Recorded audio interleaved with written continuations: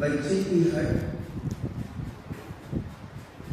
सीमा तक हो तो प्रतापो सहज हो जाती है।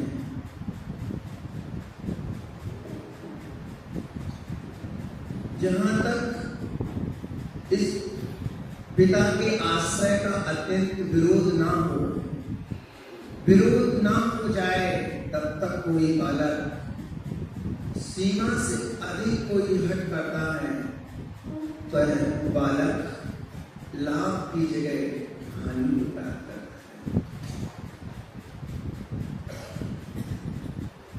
है। जी बालक थोड़ी बहुत हट किए करे तो हट इस हित में सही होती है, किंतु इसके स्वरूप के विपरीत यदि हट करें तो ज्ञानी नुकसान का कारण हो जाती है।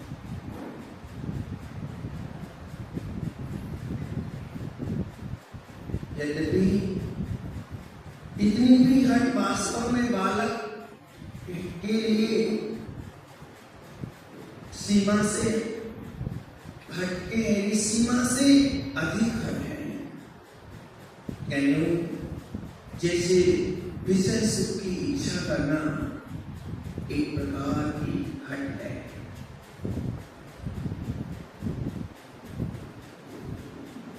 विषय सुख में ज्ञानी सुख में आप नहीं भोगने का ख्याल आना, यह वास्तव में एक हट ही है। नश्वर नाशवान पदार्थों में शाश्वतता की दृष्टि करना, जगत के जीवों में हित की चाहना करना, आदर का भाव करना, यह सब एक हट सीमा तोड़ हट है। यानी संसार की वस्तु में सुख की इच्छा करना इस सीमा तोड़ हट है।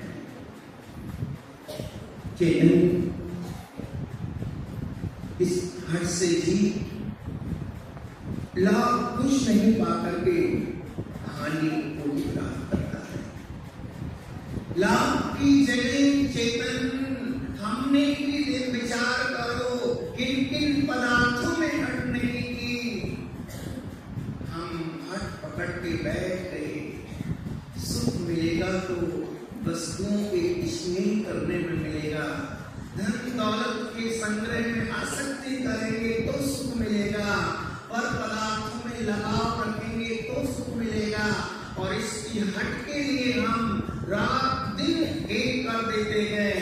यहाँ तक कि ज्ञानी उस हट के रात में आके वस्तुओं के प्रति जो हट कर लेते हैं, उस हट में आके हम इतना भी अनर्थ कर लेते हैं कि हम पदार्थों के प्रति वस्तु तत्व का निर्णय ना करके, वस्तु तत्व के प्रति निर्णय ना करके हम धर्म से और विमुख बन जाते हैं और विमुख हो जाते हैं।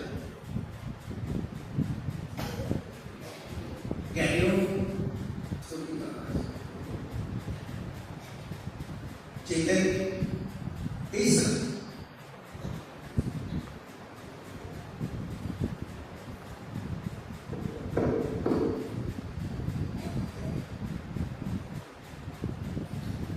हट का त्याग करो,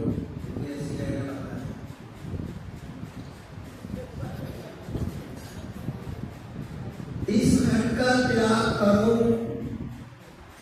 अपने आप में शाश्वत विराजमान शरणभूत चेतन स्वभाव को देखो और ऐसा दृढ़ निर्णय करके अपने उस चेतन तत्व का निर्णय करो कि मेरा मात्र चेतन स्वरूप मात्र मेरा है। हट करना कीजिए चेतन, तो इस विषय में करो कि मेरा चेतन स्वरूप चैतन्यमयी है, चैतन्य मात्र मैं हूँ, मैं तो केवल एक चेतन प्रतिभास मात्र हूँ। ऐसी विशुद्ध अनुभव में जितने क्षण प्रतीत होंगे चेतन वह सफल हमारे हुआ करेंगे। और इससे चुप होकर के बाहर पदार्थों में जितना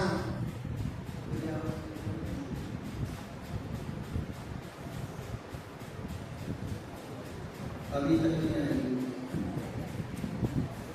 पूजा होती है कि देखो इसमें रत्नात्रयधारी जीव रह के गया है, यानी पवित्र दृष्टि का कितना प्रभाव है।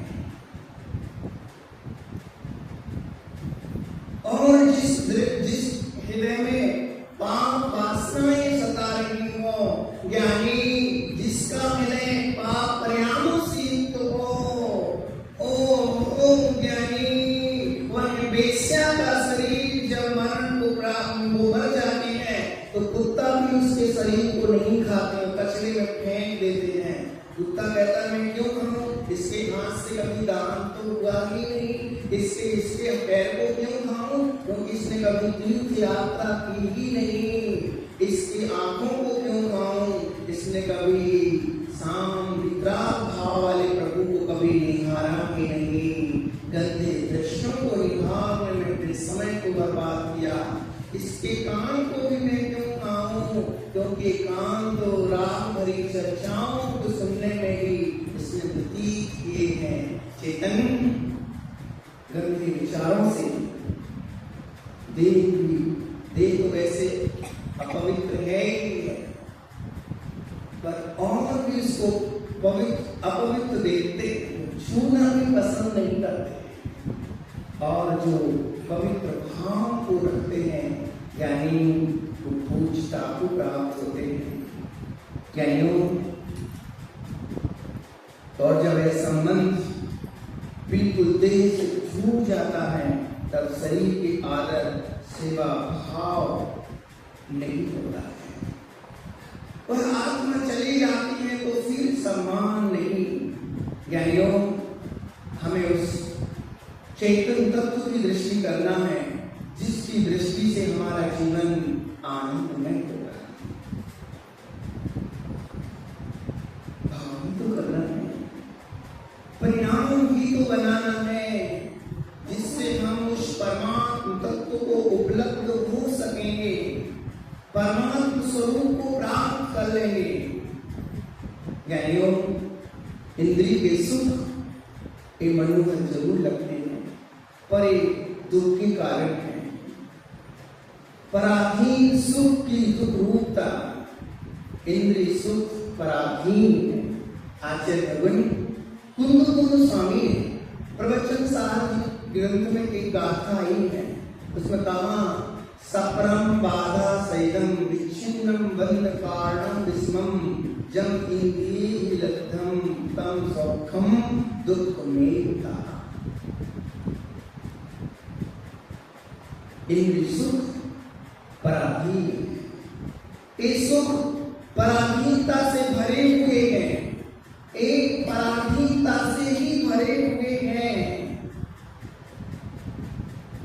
जिस सुख में पराधीनता छिपी हो उस सुख को जीव सुख नहीं मानते हैं, दुख कहते हैं।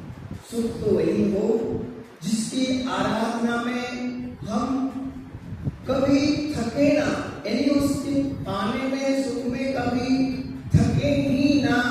क्यों? जो हमारा स्वरूप है उसमें थकान नहीं होती। यानी इंद्रिय सुख पराधीन है। जैसे किसी देश पर किसी विदेशी राज्य में राज्य के कराओ विदेशी बड़ी सुख सुविधाएं प्राप्त करता हो कि भाई आपके लिए बहुत बड़ी सुविधाएं देंगे, लेकिन पर फिर भी प्रजा उसमें दुख का अनुभव करती है कि भाई हमें ये दास्ता पसंद नहीं है, हमें तो अपना स्वराज ही चाहिए, हमें आपकी दास्ता पसंद नहीं, भले कितनी भी सुविधाएं आप मुझे दे दो। पर प्रजाजन तो यही कहती है कि ये बंधन मुझे स्वीकार नहीं। हम तो आजाद होना चाहते हैं, दूसरे का राज अपने को गुलामी मानकर के चित्त में पीड़ित बने रहते हैं और आजादी की प्राप्ति के लिए क्या निरंतर असहयोग आंदोलन प्रजा के लोग क्या करते हैं कि नहीं मुझे तो अपना स्वराज चाहिए। यानी इंद्रिय सुख कितने भी हमें प्राप्त हुए हों पर वो हमें आनंद नहीं दे सकते। उन सुखों में ज्ञानी वो आनंद देने की योग्यता भी नहीं है जो तुम्हें आत्मिक दृष्टि से आनंद आएगा, वो सुख भोगों से प्राप्त हो ही नहीं सकता है। यानी वो पराधीन संसार में यहाँ बहुत कुछ पराधीन है। देख लो आपके पास स्वाधीन क्या है जिससे आप बड़े जवाबदारी के साथ कह सको कि इस पर मेरा अधिकार है, ये मेरे अंडर में है, इस पर मेरा स्वामित्व है। यानी पराधीनता हमारे में कितनी है, बहुत पराधीनताएं हैं कि व्यवहार में आजाद और स्वतंत्र कहलाने वाले व्यक्ति भी आजाद नहीं। हम बाहर में भले कितने भी स्वतंत्र कहलाते हो, मैं आज कितना स्वतंत्रता का जीवन जी रहा हूं, यानी हम व्यवहार में भले स्वतंत्र कहलाते हो पर हम अभी भी परतंत्र बने हुए हैं। प्रथम तो सबसे बड़ा यह है कि हम कर्मों के पराधीन हैं। देख लो आपको लड्डू भी खाना है तो कितने पराधीन हो। आपको सेठ साहब लड्डू फोकट में नहीं मिलता है, लड्डू खाना में तो क्या करना पड़ेगा, चलिए तो भाई आप सीधे पत्नी के पास पहुंचोगे, लड्डू बना लेना, करने बहुत इच्छा होगी लड्डू खाने की। अरे भाई लड्डू तो बनाऊंगी पर ये तो बताओ राशन पानी कौन लाएगा। फिर सेठ जी को फिर दुकान पर बैठना पड़ेगा, क्या दुकान पर बैठना पड़ेगा, पैसा कमाना पड़ेगा और पैसा विगत पुण्य की प्राप्त होता नहीं। साता का उदय हो ज्ञानी तो ही द्रव्य प्राप्त होता है। तो कर्म पर वसे शांति, आचार्य भगवान ने कहा है कि वो कर्म के वशीभूत हैं, कर्म के उदय हैं तो ही